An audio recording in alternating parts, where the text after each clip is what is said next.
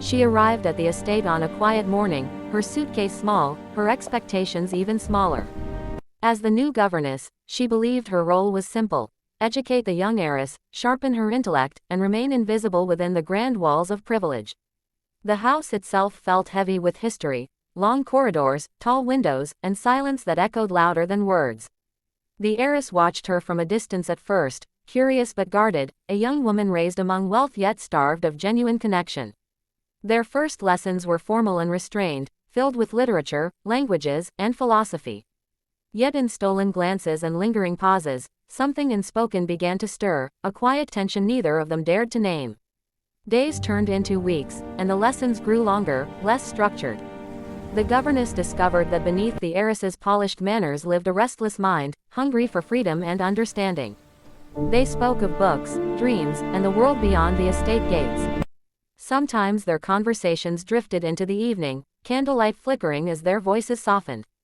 The governess noticed how the heiress leaned closer when listening, how her laughter felt like warmth in a cold room. The heiress, in turn, began to wait for these moments, counting the hours until the governess returned, realizing that knowledge was no longer the only thing she was being taught. One rainy afternoon, their lessons moved to the library, the storm trapping them inside. Thunder rolled outside as the heiress confessed her fear of living a life already decided for her. The governess listened, her heart aching at the vulnerability before her. Without thinking, she reached out, placing her hand over the heiress's trembling fingers. The touch was brief, but it carried more meaning than any lesson before it. They both pulled back, startled by the intensity of the moment, aware that a line had been crossed, yet neither wished to undo it. From that day on, every interaction felt charged, every smile held a secret. As their bond deepened, the governess struggled with her duty. She reminded herself of her place, of the consequences that would follow if the truth were revealed.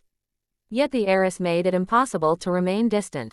She sought the governess's presence in the garden, in quiet walks at dusk, in shared silences that spoke louder than words. One evening, beneath the stars, the heiress admitted what her heart had already chosen: that the governess was no longer just her teacher, but the one who had awakened her soul. Tears filled her eyes as she spoke, afraid of rejection, afraid of losing the only person who truly saw her. The governess finally allowed herself to be honest. She confessed that somewhere between lessons and laughter, she had fallen in love too. They stood there, hearts racing, knowing their love was forbidden yet undeniable. They did not promise an easy future, only truth in that moment. In the quiet of the night, they shared a gentle, hesitant kiss, one born not of impulse, but of deep understanding and respect. Though the world beyond the estate remained uncertain, they knew one thing with certainty: the governess had taught her mind, but in doing so, both of them had discovered a love that changed their hearts forever.